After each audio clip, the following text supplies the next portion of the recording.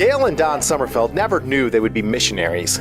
The missionary concept really didn't even dawn on them until seeing a movie, which prompted the first mission to Haiti. And then Gail just thought it would be a fad. I figured, 3 or 4 years and it'll be over.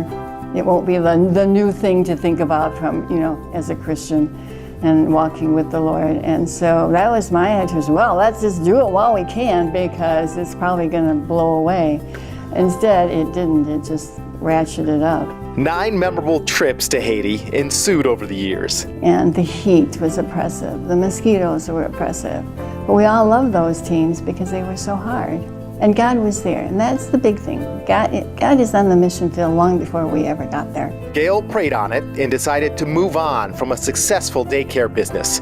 She went ahead and started MOST Ministries. The first trips were focused on construction and medical.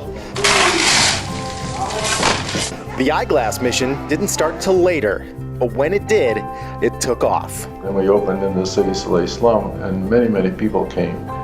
And then the day after, when we first pulled up in the morning, we could hardly see where our clinic was because there were so many people standing and waiting in line. And now in the last 30 years, I can look back and say, well, we've had at least over 150,000 people who've got glasses. I mean, it's a wonderful thing. It just really is.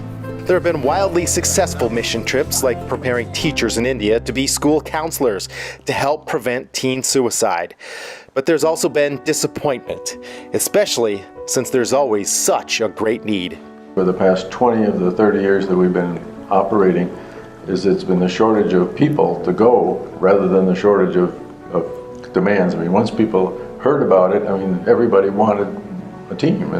So we always, I guess every year we've had more requests than we could fill, which is a difficult thing to be in. The tremendous disappointment on both sides. We're enthusiastic about helping, and of course the field has already done a lot of work, laid the groundwork for it, and now there is no team because there's not enough people. That's the biggest challenge we have. Don went on over 20 missions. Gail, 80. Not bad for a couple Midwesterners whose parents never left the country. I was always home, waiting for Gail to come home. He always met me with flowers at the airport.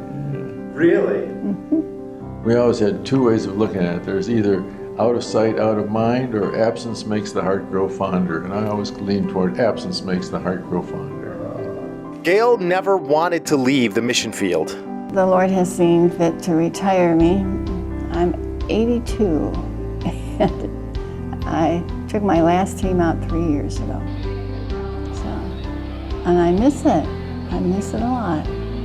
With the Eyeglass Ministry, Medical Mission, and Water Team, MOST Ministries has impacted people all around the globe and in so many ways.